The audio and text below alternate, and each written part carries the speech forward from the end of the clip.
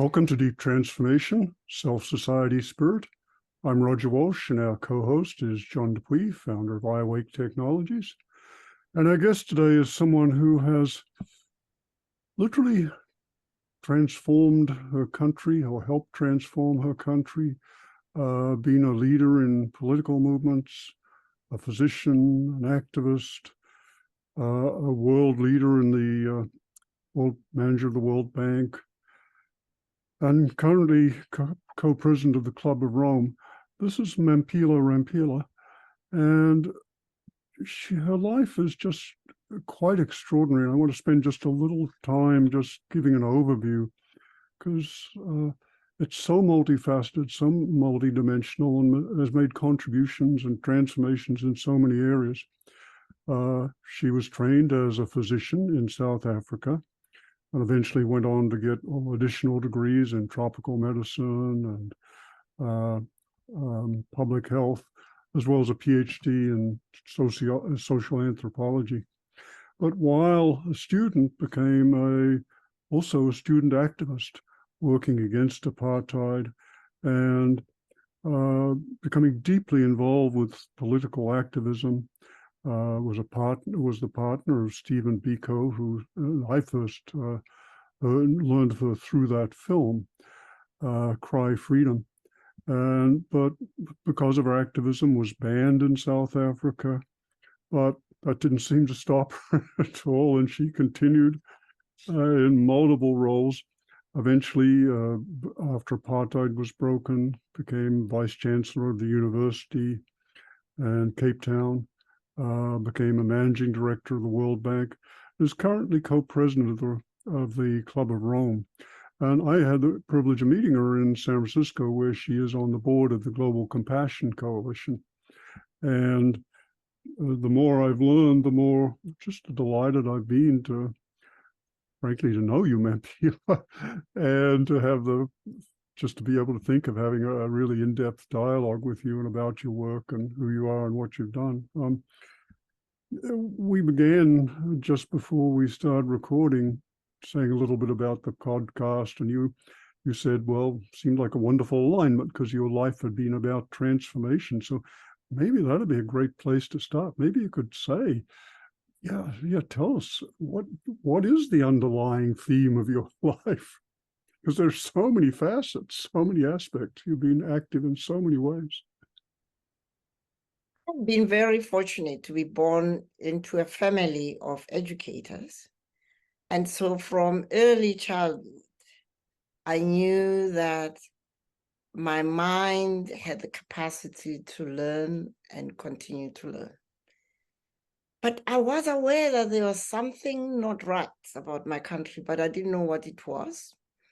Because at that time, my parents being teachers and therefore public servants, they shied away from talking any matter that is political. But children have got a capacity to know that things are not what they should be. And that question mark in my mind, particularly because my dad was the school principal, even though his highest academic standard was a primary school diploma, and then you had, at that time, you could then go to college to do what they called a native teacher's certificate. He became self-educated. So I grew up in a home with books, encyclopedias, Shakespearean plays, and my dad, when he was home, was always lying on his bed and reading. So I grew up with this curiosity about what was in books. And I was a very tiny, fragile child. So can you imagine holding an encyclopedia at the age of 9, 10? It was impossible. So I would lie on my belly and try and see what it was. And I couldn't figure out what it was. So I would have an Oxford or Webster dictionary that year to try and figure out what these words were. So having grown up in that home, and then when going to high school And I was a top student all the way to throughout my school years. But I was ignorant of what made my country so different, because I knew something was different, but I didn't know what. Until I went to medical school and met with other young people who were also first time entering the universities from their families. And we spent months during 1968 trying to figure out, how do you explain that a tiny minority population can hold a majority population? And we're not talking a small majority. I mean, we're talking about less than 10% holding more than 90% of the population. And we couldn't figure out, how is it possible? I mean, we had great respect for our parents. Why were they allowing this to happen? It was the day the penny dropped that for as long as we called ourselves non-Europeans, non-whites, we actually are giving the oppressors the power. It was such a stark revolution, stimulated, of course, by what was going on in student life in the 68. You remember, there was the anti-Vietnam War demonstrations in the US, and in Europe, the students were also standing up. And so for us, it was very potent to come to this realization. And once we pronounced ourselves Black and proud, we made a decision. It was a weekend. We said on Monday, we are going to see the school principal or the university principal or president in your language. And we are going to demand that the labeling of our segment of the campus at the University of Natal, which was called Natal University Non-European Section, that has to change, and change immediately to Natal University Black Section. We were shocked when the delegation of 2 people who went to the principal's office came back to say, you know what? He just said, oh, sure thing, no problem. They could have fallen off their chairs. We thought we were going to have a Titanic struggle. No. And so by the end of the week, everything had been changed. The Mamphela, how old were you at this point when this occurred? I was 19. And so here we were all between 19 and 22 at most. And so here we were seeing a demonstration that subjugation happens because the subjugated acquiesce to it. The day you name yourself and you refuse to be identified by the oppressor with a name that literally makes you a second-class citizen in your own country. Imagine someone coming from Europe and telling Africans that you are non-Europeans. Who said you wanted to be Europeans? But our parents and our grandparents had accepted this for 2-3 generations. And that magical weekend is etched in our memories because it gave us back the power as human beings to self-identify and to draw strength from being connected with our rich heritage. It filled your life with purpose at that point. Did it kind of open up a new flow of meaning and purpose and direction? And this is what I'm here to do. Well, the purpose came later. It was first the sense of power. We can change things, right? And then, of course, the purpose of change was to make for a world where no one would be identified as a non-something.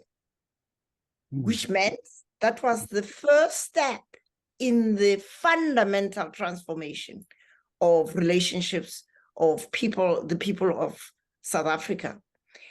And in fact, this is the real beauty of the journey we traveled.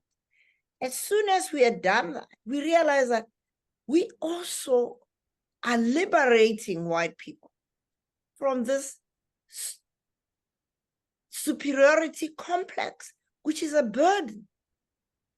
To the extent that you treat someone as inferior, you have to prop up this artificial superiority, which is also a burden.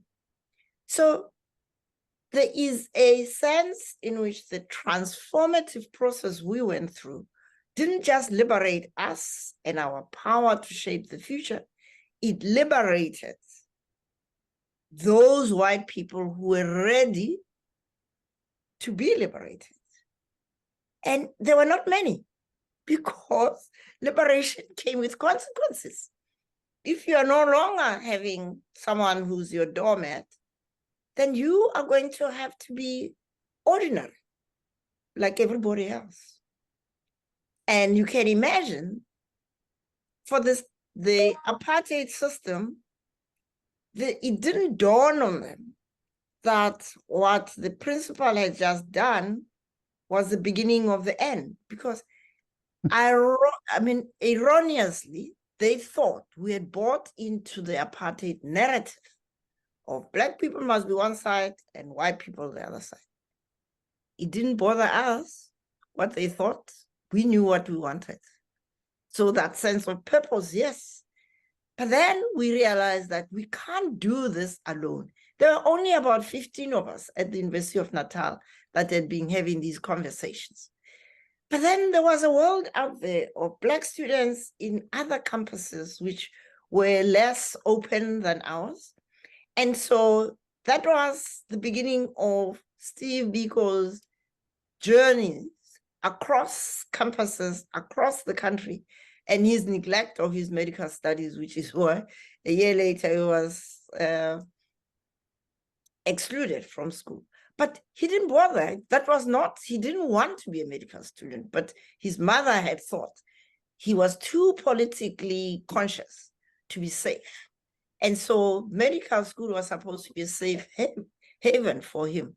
Little did she know that in that safe haven were to be born an idea that would shape the short, very short life of her son. And so again, we decided we have to call a meeting of Black students across the country. So we went back to the same principal and said, you know what? We would like to call other Black students to a conference. He said, sure thing. How much will it cost? So we gave him some figure. And there it was. I mean, the system itself funded the first meeting of the South African student organization, which was the founding organization of the Black consciousness movement. And I'm sure years later, when this principal, who became the Minister of Finance in the National Party, when he looked back, he must have asked himself, what were you smoking?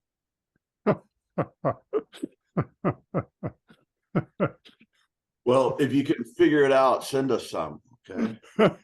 Really? Yeah, we need to put it in the drinking water. That's wonderful, Mamphela. Gosh, I have so many questions, but you're on a roll. Would you like to follow up on what you've been saying?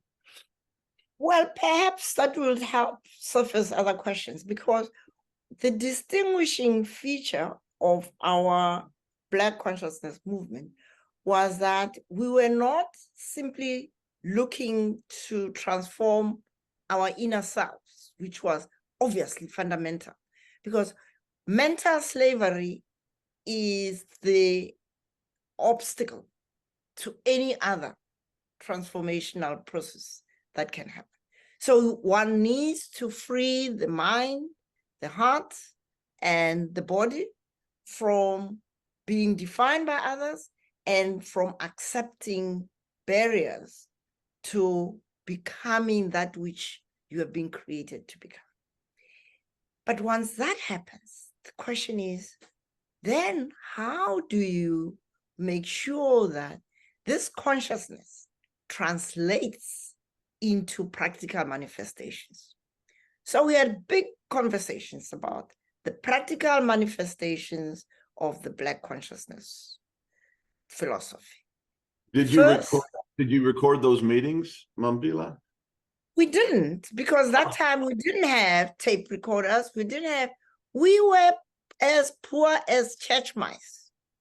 Mm.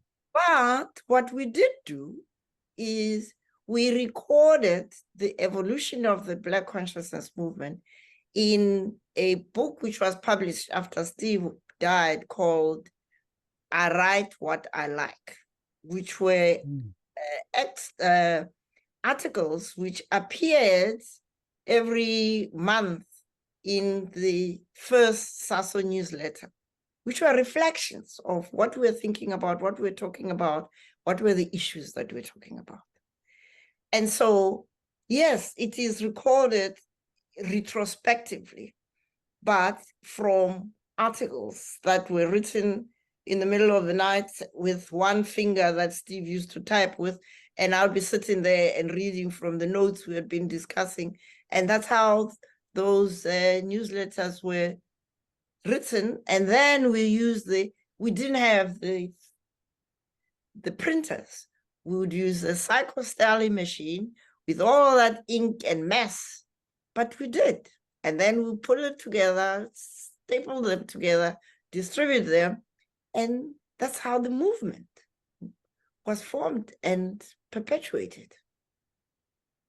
And did you have a one of my all-time heroes, American heroes, connection with Martin Luther King Jr.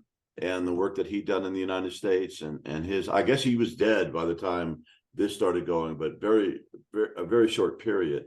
Was there a connection with him? Well, what you have to remember is that in the 60s, the apartheid government prohibited any publication that would touch on matters like Martin Luther King would do, let alone Malcolm X, let alone the Black Power movement. But guess what? One of the 15 was the son of 2 university lecturers, and so had access to the university library. So we got all of the news about what was going on in the Black Power movement, Martin Luther King. We even, in the end, got tapes of the I Have a Dream speech, tapes of Malcolm X's speeches, tapes of the Black Power movement, the Angela Davises of this day, right there on campus. And of course, they didn't know it was happening. Oh, go ahead, John. No, I was going to say, did you at some point start to realize that the principles that you were espousing and developing weren't just for Black people? And did they start to change white folks or whoever, other folks who were associated with you, when they started looking at this and going, look what they're doing? Oh my God, maybe, I have to start with me. Was there any of that kind of bleed over into people besides, I guess, Black South Africans who were starting to kind of wake up at the same time, or because of this? Absolutely. Particularly a few white students who were our contemporaries, and some of them I'm still friends with, people like Horst Kleinschmidt, people like Jeff Badlinder, who's now a big shot advocate, and a few others. But for the majority, which is an important issue about transformation, they heard the message, they were petrified of the implications of it. And so it didn't change their lives because they didn't dare to change their life. They were scared that they would be persecuted if they changed. No, they were scared of losing their privileges. Mm-hmm. In the same way today, we have climate change. We know all the science about climate change. We know that this chasing after growth, economic growth, is ruinous, not just for the planet, but for ourselves. But we continue. Why? Because the incentives are for continuing with business as usual. Yeah. So knowing and doing are two different things. Now, it goes back to what did we do with the consciousness that we had? We agreed that that consciousness will mean nothing unless it has got practical manifestations.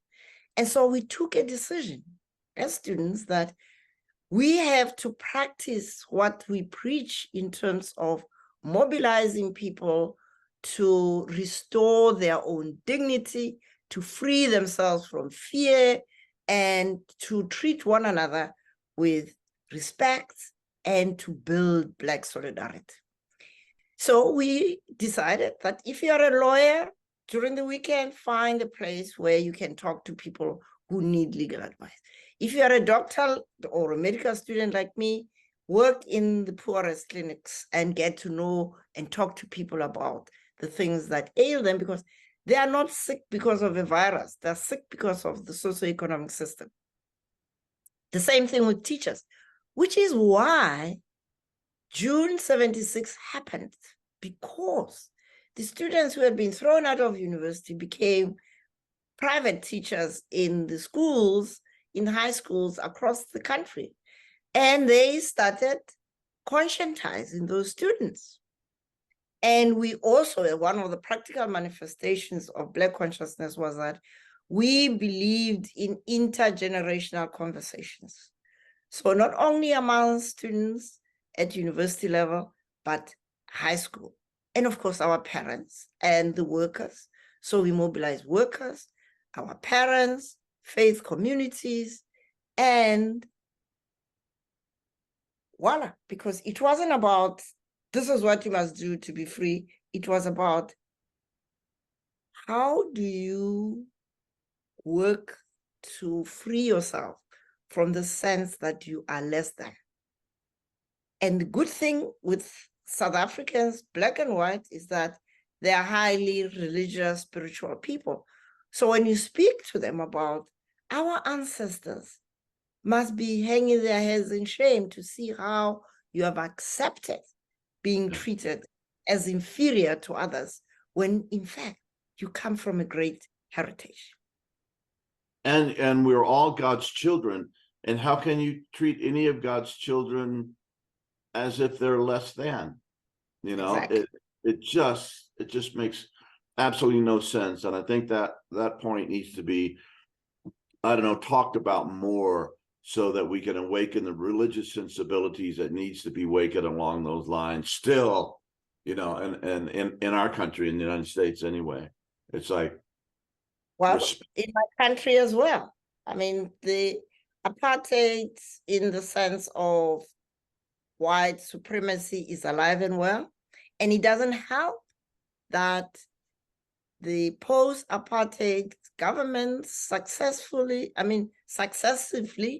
have failed to live up to the ideals of the freedom that so many people lived and died for. yes. And that simply reinforces white supremacists to say, you see, we told you that Black people cannot govern. It's got nothing to do with color. It's everything to do with the values. And the unfortunate thing that happened to my country is, in the aftermath of the release of Mandela, there was too much focus by ANC people on owning Mandela as theirs, whereas Mandela was beyond the ANC, but also not learning the lessons of the internal struggles since they had been in exile or in jail. In fact, Mr. Mandela said this to me because I used to visit him towards the end of his period in jail every second weekend. And he said to me, Mamphela, we are coming back to a country we no longer know.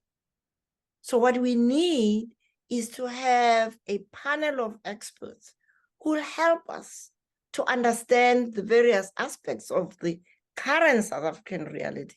So as we negotiate, we can negotiate towards something that's informed by understanding and knowledge of the complexities. Guess what? His peers from abroad who were seeing themselves in the union buildings said, we have our own people. Well, look at us now. Because what happened is that the negotiated settlement was a very low ask. If you don't know that there is a whole big vault full of diamonds and you ask for a few pennies that you see on top of the cupboard, that's what you get. And so we had a wonderful opportunity, which we could have used, because the people I went to ask to be on this panel were not going to be there as consultants. They wanted to be there as citizens, making their contribution, their expertise in the economy, in finances, in education, health, infrastructure, everything that you could think of. And imagine where we could have been, because one of the fundamental mistakes made in the political settlement was to focus on the politics and forget that politics should be about the governance of resource allocations and the structures we build around the socio-economic dispensation in the country. So now we've got political freedom, but nothing else. Yeah. And the few post-apartheid policies that they put in place, like Black economic empowerment, this is not the United States where Black people are a minority.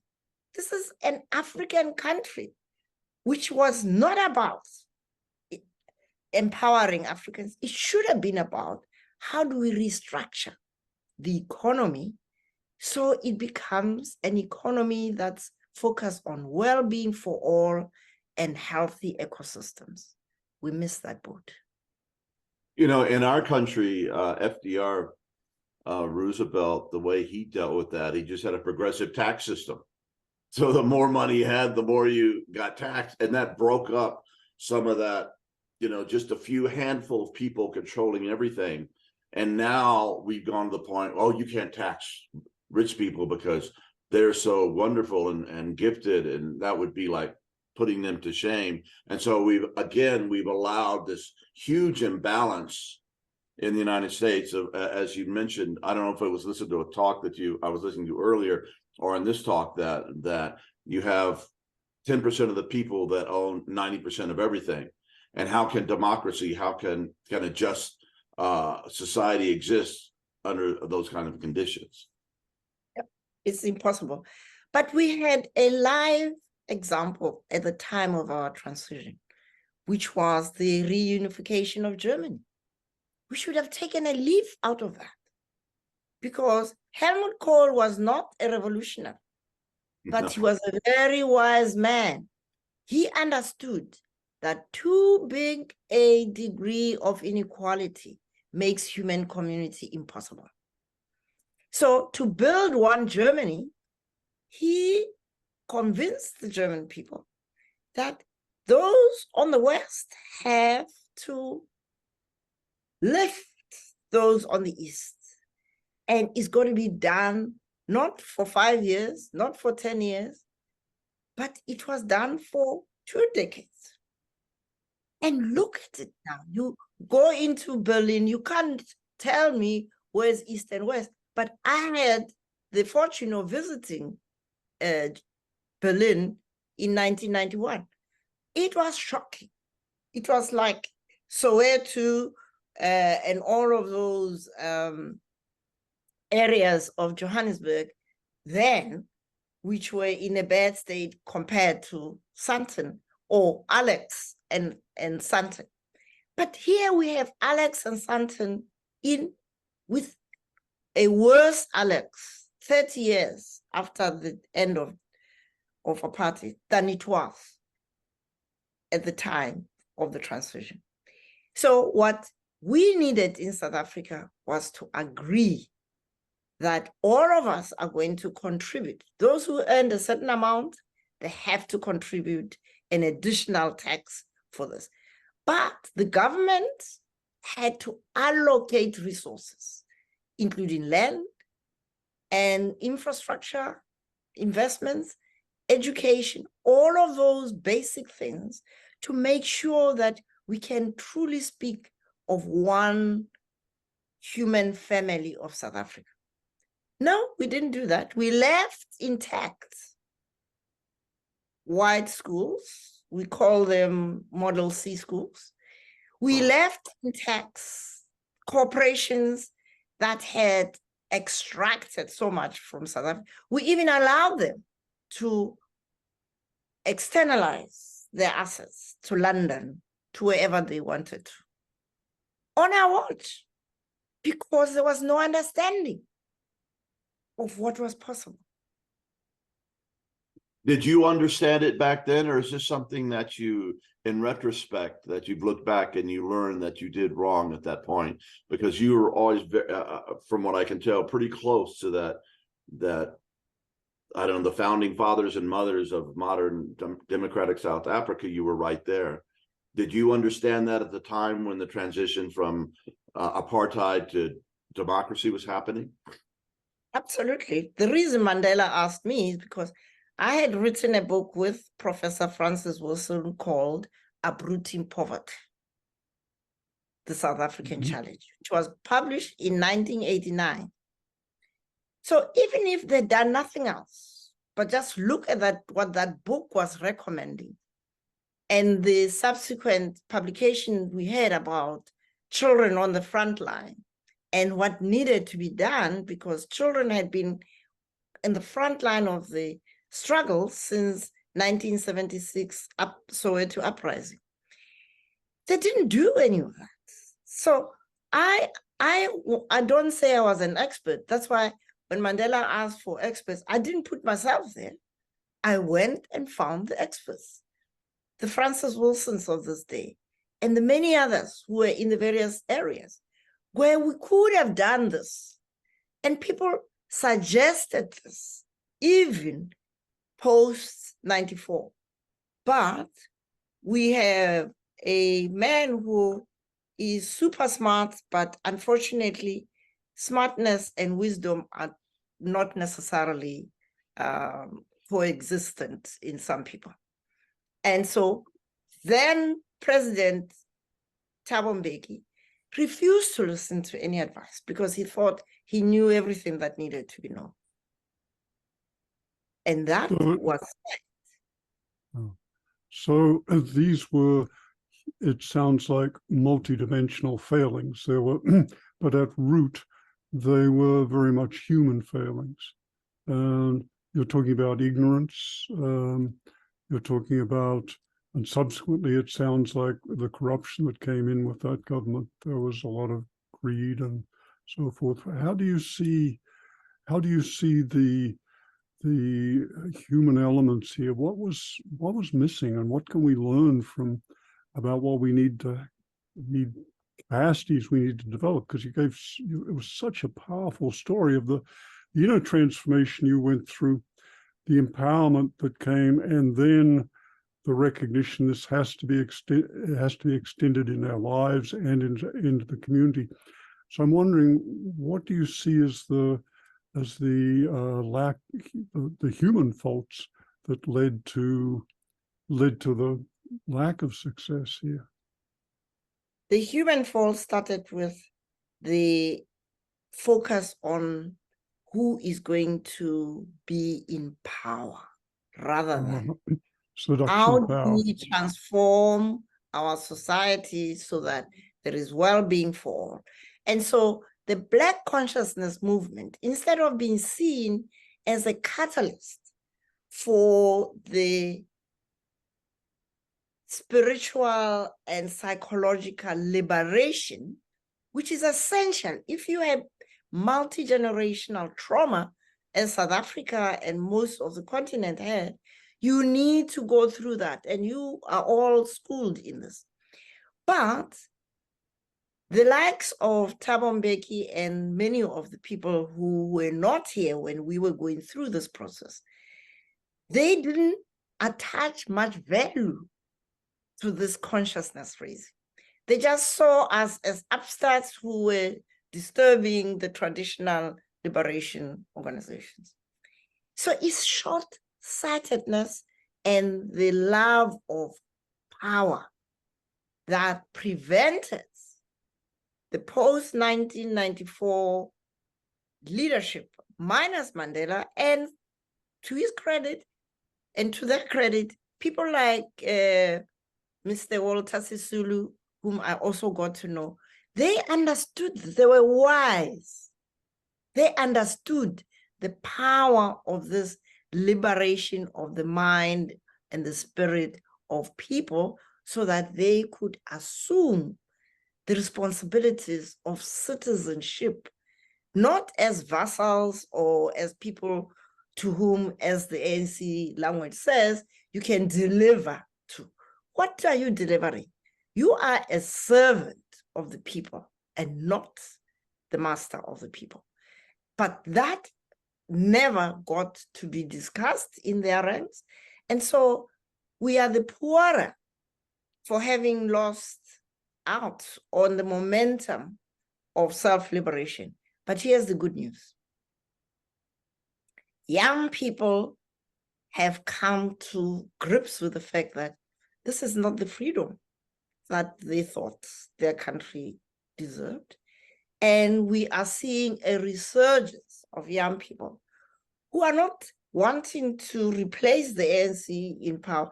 They want fundamental transformation of the country, including the politics that have now become so focused on parties, to refocus politics on citizens as the sovereigns, the owners of the democracy.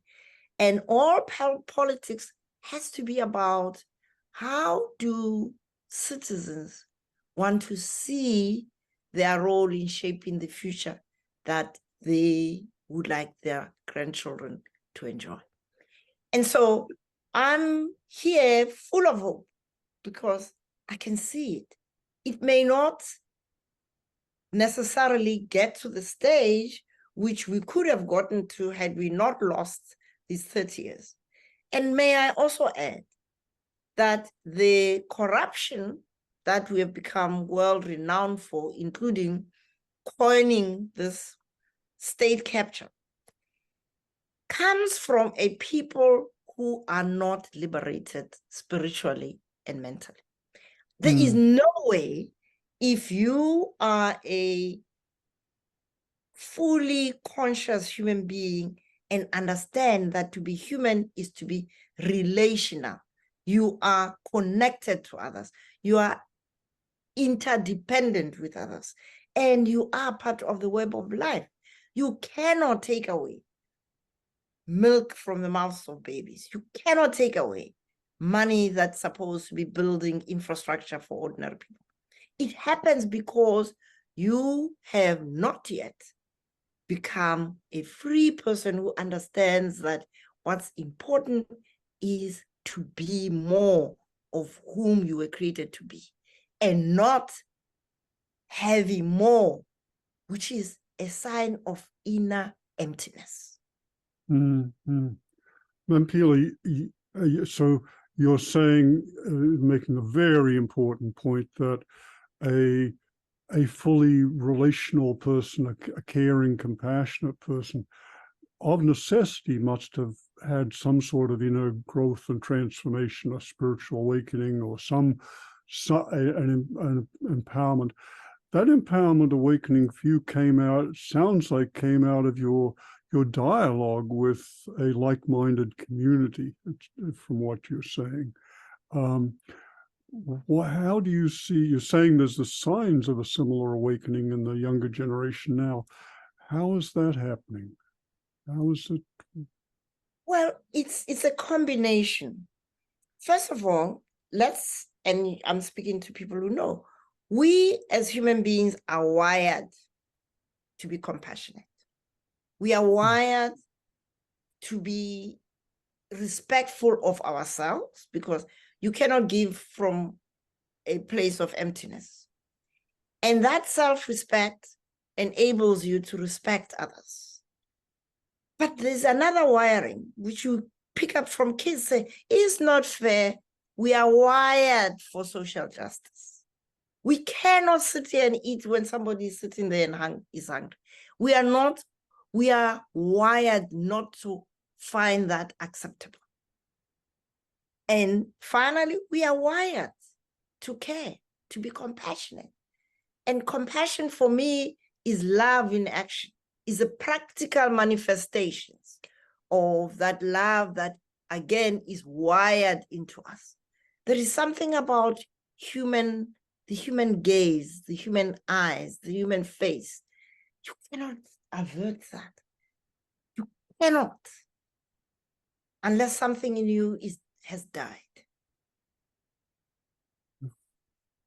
And clearly, you mentioned the importance and power of compassion, and you've just committed a significant part of your work and life to that, with being on the board of the Global Compassion Coalition.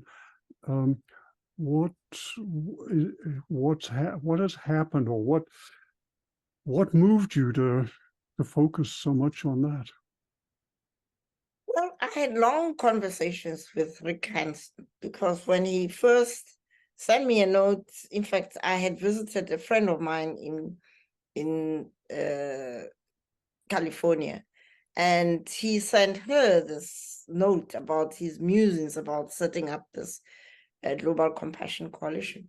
I looked at it, and my friend, Marguerite Calloway, said, Mamphela, this sounds like you and Rick should meet. Well, we went and visited Rick. And I said to Rick, if this compassion coalition that you're talking about operates as a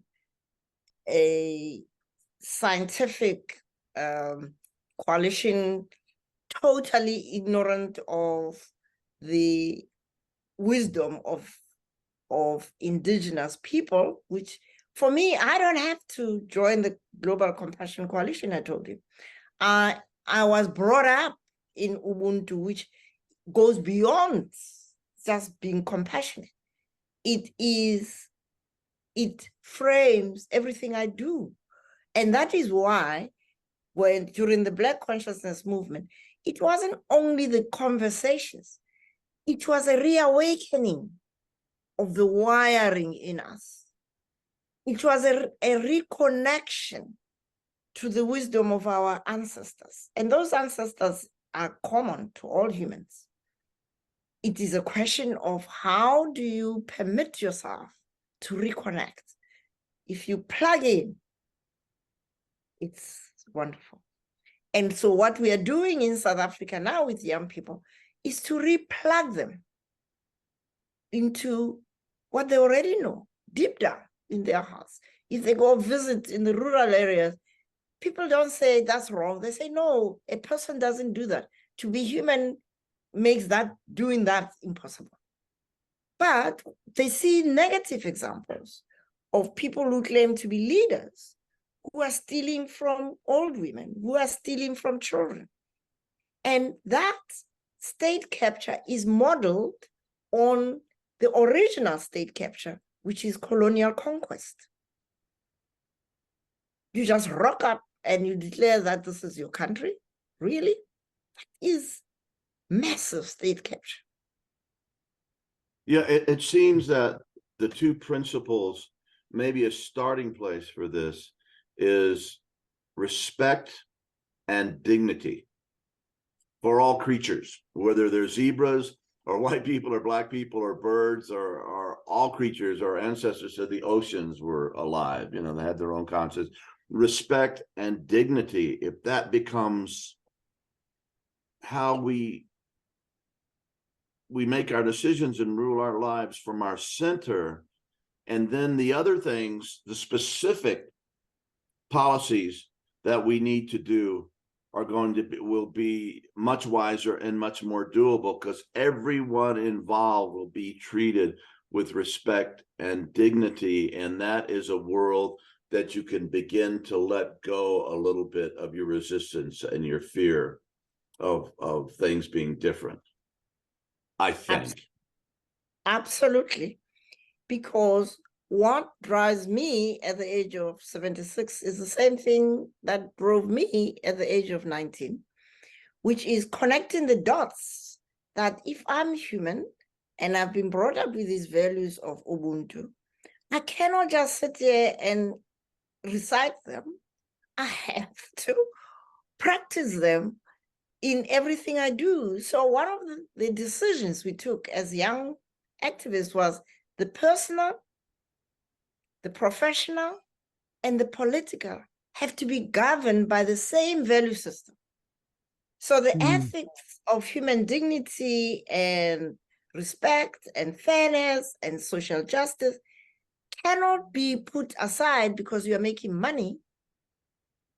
The way we conduct our professional lives or our businesses has to be framed by the same value system.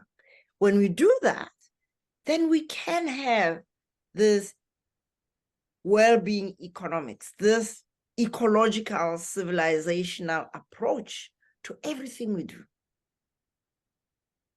Let's say that your ideas are incredibly powerful, but when you speak, at least to me, there's a transmission of something that goes beyond words. And it must be the way that you've led your life and what you've dedicated your life to. But there's a very, very powerful thing going on here with me. And I just want to acknowledge that. And Heidi, our kind of honcho who keeps us in line for this podcast, she mentioned that we wanted to ask a question. And it's a good question. It's a two-part question. First of all, what really hurts you right now? What really hurts at this stage in your life and your stage and your struggle and your career and all that you've given your life to? And what feels good? What says there is hope, things are actually changing for the better? We're getting there, maybe not as quick as we thought we should, but there's something going on. So what hurts and what feels good? What hurts is to see how we have given away a wonderful opportunity to become the country of dreams of so many generations. It was there. As Mandela said, it was in our hands. But we chose the short-termism of party politics over the true transformation of our society. So it hurts me to see that poverty has deepened. People are more desperate. It hurts me that the education system is worse than it was under apartheid in terms of the quality of it. It hurts me as a medical doctor to see how the hospitals have been decimated by thefts, neglect, the appointment of inappropriate leadership. It hurts to see old people living surrounded by sewage because our infrastructural investments have been redirected into the pockets of politically connected people. All of that hurts very deeply because I lost dear friends, including my beloved, in the struggle to make this country the country that we could have been proud of. But I think I'll never give up, because I live not just in hope, I can see and feel the hope in the eyes of young people, in the eyes of even old people, the old women who are keeping alive children whose parents are not able to look after them. Those old women and men and many others are the people who keep me alive, knowing that, yes, it didn't happen when it was supposed to, but it will happen in the next 5 to 10 years. But true transformation to the level that we had hoped to be will take another decade or two. But that doesn't bother me.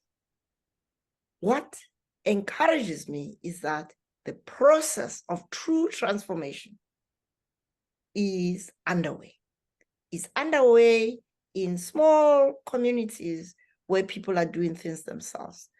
Towns that had been run down are being rebuilt by conservative farmers, young unemployed Black kids, tannies and mummies who are bringing in flowers and flower beds. And it's incredible to see the human spirit at work. And I know for a fact, that all those small little flames of hope will coalesce, are coalescing. I'm also very hopeful because I see young people putting up their hands to say, we want to see a different type of politics, a politics that is focused on serving people. As the preamble of our Constitution says, we the people will we commit to healing the wounds that are the ones that are stopping us from becoming who we truly can become. Those young people are determined. And my role, I'm just a 76-year-old support club cheerleader, and will be so until my maker calls me. And yeah.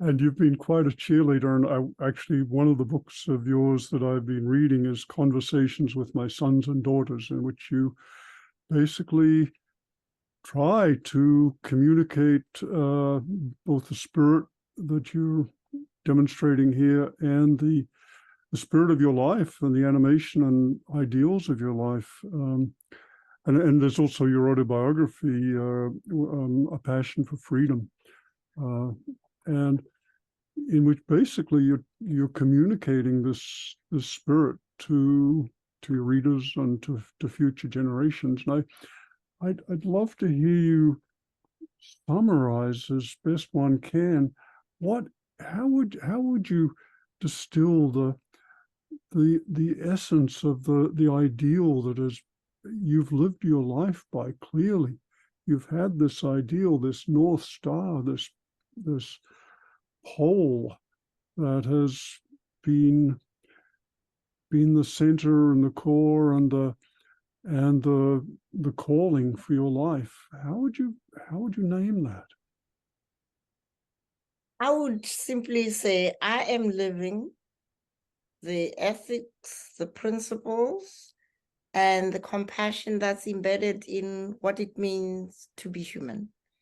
And I have tapped into my village education of Ubuntu. This is what it means to be human. And if that philosophical orientation is allowed to infuse one's personal life, infuse one's professional life, infuse one's engagement with politics, we would have no crime, no thug running for presidency. And if they do, they will be held to account. In the village, if you do something, No one runs around killing you or whatever. They just call you and make you sit down and account. What do you think you are doing? You cut down a tree without anybody agreeing that this is a tree to be cut for whatever reason. Account. So I am simply living the values of my ancestors, but I have the great fortune of having been educated and having been exposed to a wider worldview. And I can see that the world is hurting today because it has lost its way. It is not just South Africa that has lost its way, it's the world. The kind of global political economy we've got is responsible for the carnage we are witnessing in Ukraine, in Middle East, in much of the African continent. Because it's all about having more, rather than being more and being a contributor to other people's beingness, their dignity, and their well-being. That's such a beautiful distinction, those last couple of sentences, the trap of wanting to have more instead of to be more. And the advertisers are so fond of telling us we can have it all, but what they don't tell us is that having it all isn't enough. and you can be very unhappy while you have an awful lot. And we in this country, with particularly it's we have a so-called banana republic with enormously unequal distribution of wealth, but you know, the privilege of working with, even treating some people with great wealth and seeing that, yeah, it can be associated with deep pain and pathology and lack, etc. You live out of a very positive view of human nature, and yet one of the great challenges is that for many people, perhaps the majority of people, the view of human nature which is prevalent in the world today is kind of a very shallow one, derived in part from science. For some people, we're just, you know, the result of random selection of genes. There's no community or forebear transmission of a deeper view of human nature, of our possibilities, let alone a spiritual view. There's a clash of understanding of what it is to be human. Yeah. Well, it is also choice, because if you choose to live up to who we are wired to be, you are assuming responsibility, not just for yourself, but for others, your family, your community, wider society, and the entire web of life. Yes. And so it isn't as if I'm privileged to be able to tap into my ancestral roots. I choose to do so. Okay. And all of you are Africans at the core. That's right. But you've killed off your African ancestral roots because they're inconvenient. You wouldn't have been able to enslave those African people whom you took up from across the Atlantic if you recognize them as part of your family. And so you've got to come to grips with the need to acknowledge that it isn't that people like me are kind of special. No, people like me are fortunate to have been at the right place at the right time to get the reinforcement. But you did the right thing also. You could have been in the right place at the right time and not done what you did. So you get some credit there for being brave and being honest and and being an agent of transformation. It's a big deal. Absolutely. But I believe that the fact that we were born at the time that we were, Yes. a great deal. That there was a global movement, anti-establishment movement, that helped us to reframe who we could become. Unfortunately, those who were in exile were too absorbed in the establishments they wanted to be party to. They didn't see it. They didn't relate it to their own circumstances. Those of us who were inside the country had no choice but to do so, because it was hurting to be told that you are a non-white, you're a non-European, and to be kicked in the butt. Mamphela, I'm another kind of a more personal question, but let me just say, over the last couple of years, I've been going through a very dark period in my life.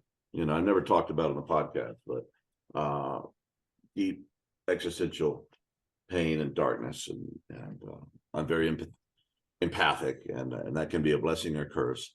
But it was really bringing me down, and in the last, I don't know, 6 weeks or so, it's kind of been lifting, and talking to you is a big deal too, because I'm getting a lot of hope. You're 10 years older than me, and you're right there. You're right there, in that transformational zone where I want to live my life.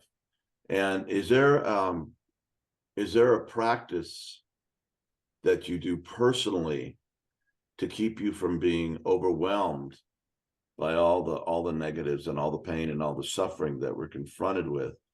And if so, is there a practice that generally a practice that you would recommend for others or young people? How do you stay centered? How do you stay on the mark? How do you stay becoming what you're meant to be, and not just getting a bunch of stuff, you know, that you want? How do you do that? Well, talking of being overwhelmed, I was overwhelmed when Steve was murdered in 1977. But how I dealt with that loss is to immerse myself physically in work. So by the time I finished work, I just collapsed and slept. But that was okay for as long as I was in that pressure cooker. When I was released from the banning order and I came to Cape Town, now I couldn't immerse myself. I still had this problem that every year for 10 years, I would relive Steve's death every September. And I was helped by Desmond Tutu, who referred me to the then retired dean of St. George's Cathedral, the Anglican Church. And he was a tall, wonderful Welshman. And he listened to me for, I think, almost a year or so. We went through this, and I would just relapse. He just one day lost it and said, look, what you are doing is not good for you, nor for Steve, nor for your children. And then he says, let me tell you my story. So he told me his story. He was engaged to be married to a woman who was one of the few people who were killed in the London bombing towards the end of the Second World War. He was in South Africa because he was sent here because he was inconsolable. And so, in a sense, that kind of got me to catch a wake up. And he said, you are disappointing Steve in the way you are behaving, because this is not honoring your relationship. And that cured me. So you talk of practice. Yes, it cured me, but when things happen that undermine your source of hope, like when Mandela, after his release, started speaking the language of the 50s, and I could see that we were going off track. I went into what I didn't know at the time, but it was a major depression. And so, again, Father Ted King recommended that I go and stay in Simonstown in a house of my friends called Waterfront. I mean, what is it called?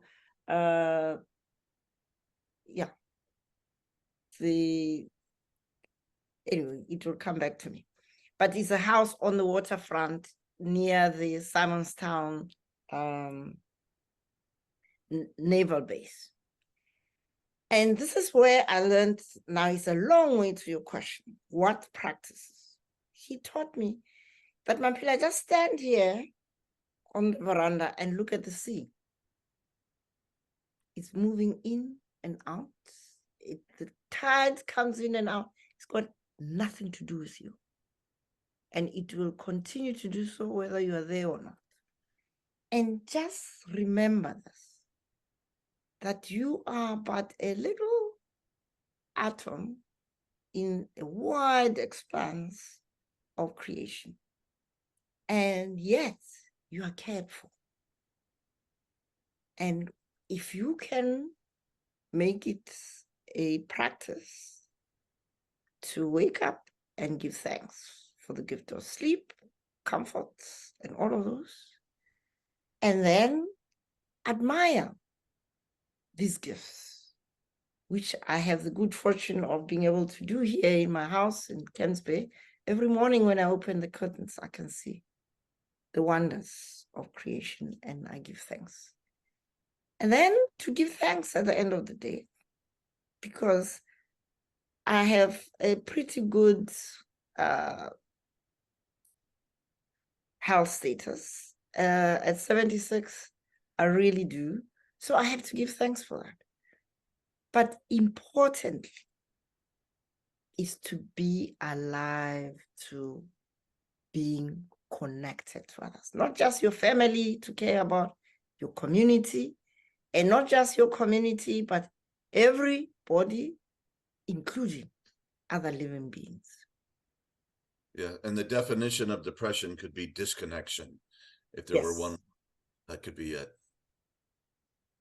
Yeah. And Mamphela, I just want to emphasize some of the things you said, because there was several very powerful stories there.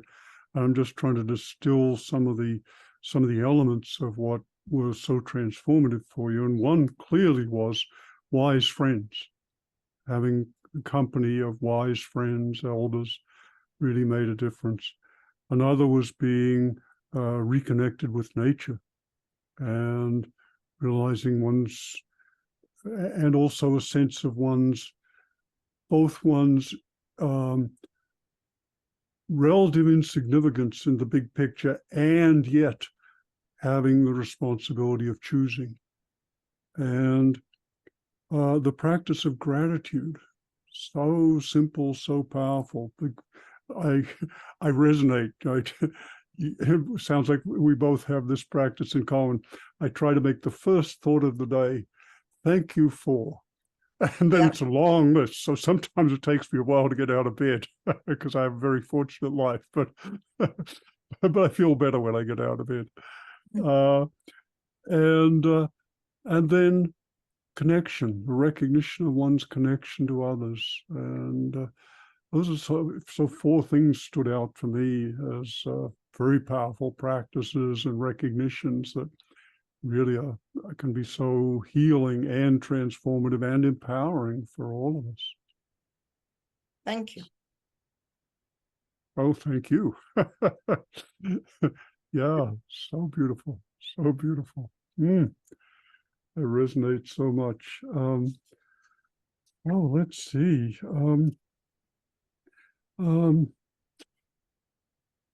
You've perhaps in a way you've answered this question. I'd want to ask what enabled you to, you've been exposed to so much suffering and injustice, both personally and in your society and your work.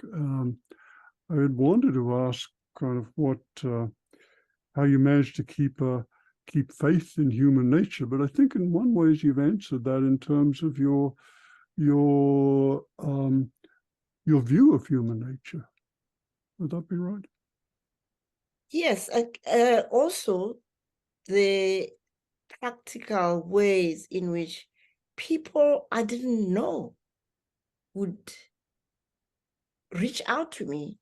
My science teacher, for example, when I was finishing high school and my father was dying of cancer of the throat, he just reached out to me, loved the fact that I was good in science, and he said, if you get an A, I'm going to give you some pocket money. And that, incidentally, that pocket money was the only money I had, because my mother was a primary school teacher and didn't have money.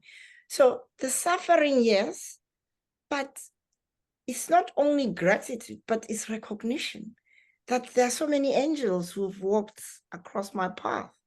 He was one. And because I was a rural bumpkin, I didn't know that to go to medical school, you have to apply early in the year before. I tried to apply in October, too late. And he said, okay, not worry, do pre-medical courses, because coming from a family of people who have never been to university, I didn't have an uncle or an aunt who could advise me. And this man, who was a member of the National Party, incidentally, but had this heart of gold and helped me to do pre-med and then ended up at medical school. And then I get to medical school. Lots of strangers just say, okay, well, do you have a bursary? No, I didn't know where to apply for bursary. Okay, here are the things that are possible given you. I was a top student in matric that year. Here are the things that are available. So yes, suffering plenty, but blessings plenty too. And that's what keeps one has to keep one's eye on both sides, not just the crying, which I do, but also the gratitude and the joy. I really feel that I've seen the worst of life, but also the best of life. And I keep the faith that the wrongs that are causing so much suffering cannot be sustained without people standing up and doing something to bring about a different future. And that I can see in small places, but as Margaret Mead says, never underestimate what a small group of people can do to change the world. And indeed, it is the only thing that ever has changed the world. I'm a witness of that in my life.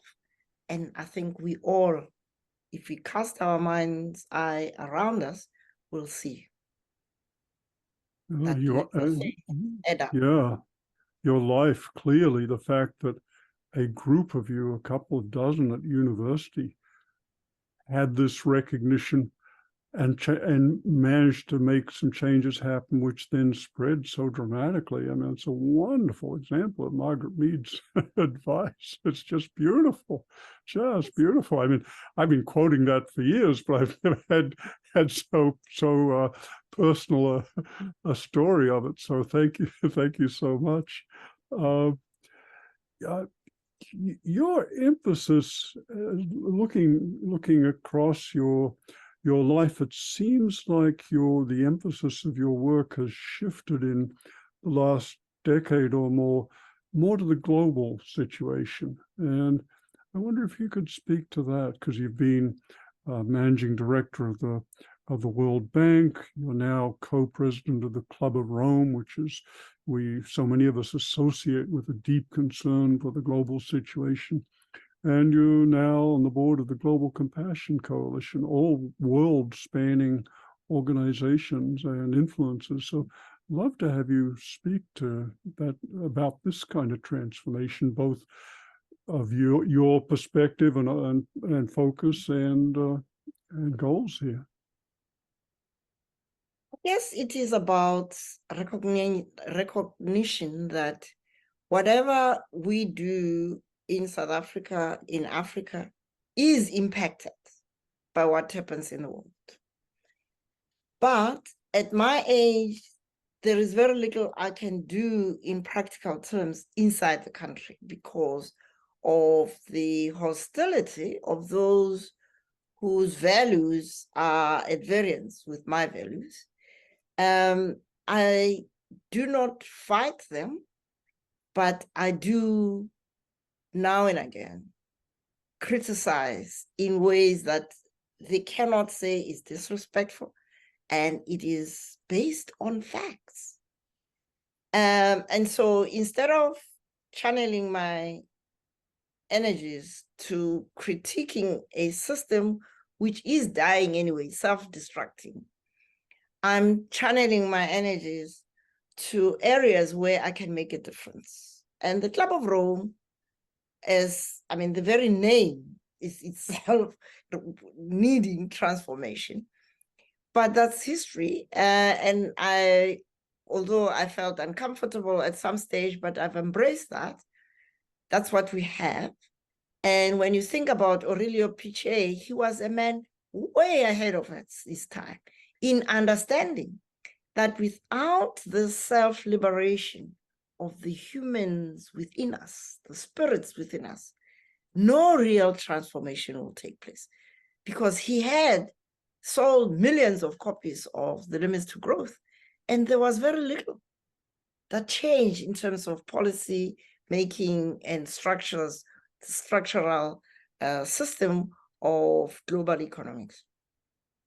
And so I can make a difference there, not only in taking that work forward, but as an African woman with my background, I can challenge, which I do, my colleagues at the Club of Rome who thought that there is one universal view of life. No, thank you. There are views out there. And the idea that Europe must lead, why?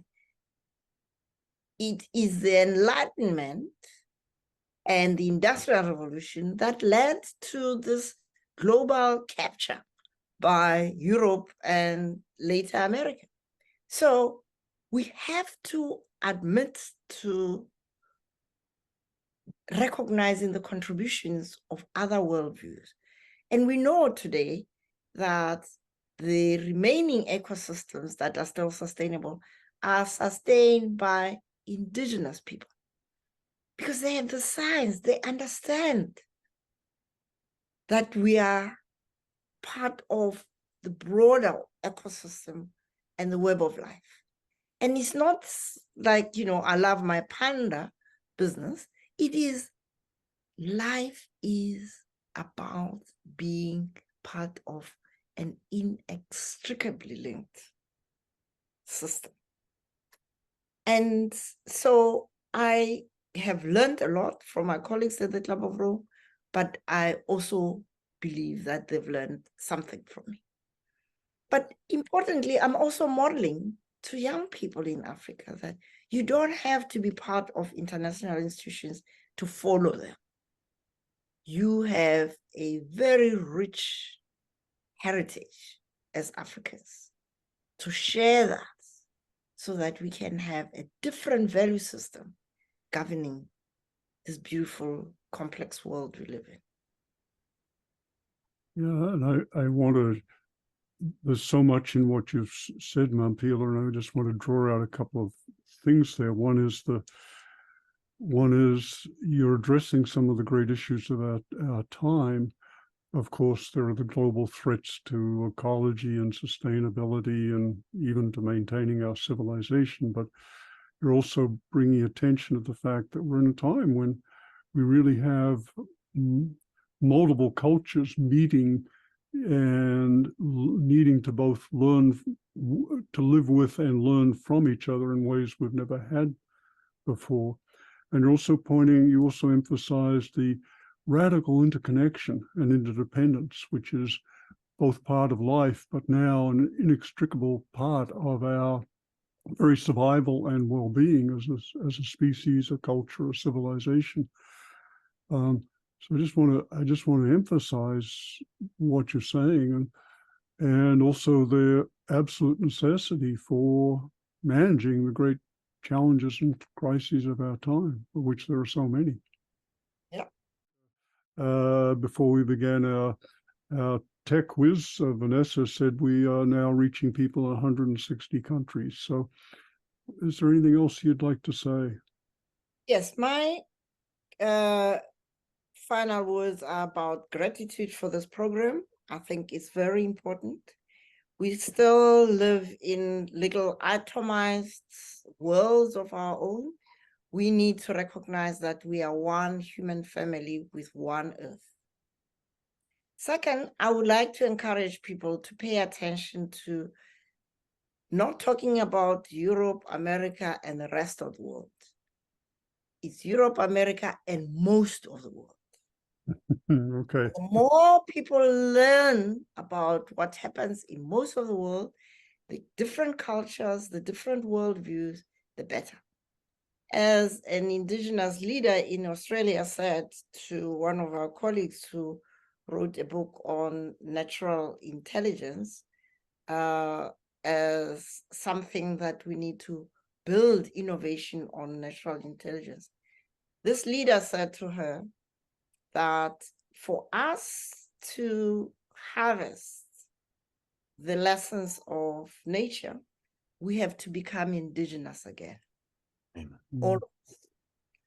Because then we'll be open our souls and our minds and our spirits to the great wisdoms of all the ages. And finally, I would like to recommend to your readers to visit the Club of Rome and get a paper called New Narratives of Hope. Beautiful. Which is about the wisdom of Africa as not just the cradle of humanity, but the cradle of the first human civilization, is worth revisiting. And it is your heritage as well. Embrace it. Beautiful, Mamphela. Thank you. I will plan to get that. We will put that that article and link in our resources. We'll make that available. And it's beautifully synchronous that on the very day we are recording this, we are also uploading an interview with a remarkable Australian Aboriginal by the name of Tyson Yucca Porter, whose book Sand Talk is amazing. So, Mamphela, it's such a gift to be able to dialogue with you. It's a privilege to be able to get your ideas out into the world. I'm deeply touched by who you are and all you do and the ideals which empower you and through you, so many of us in so many countries. You're a gift to us all, and I'm deeply, deeply grateful. And I think tonight I will be including you in my list of gratitudes. So thank you so much. Thank you, John, and thank you all for arranging this. And Mamphela, if this were a hall, I'd be standing in my chair, clapping and hollering. So thank God we're not doing that. But thank you so much. I'm blessed on so many levels by this conversation and this sharing. Thank you. Thank you. Thank you very much, and see you next time.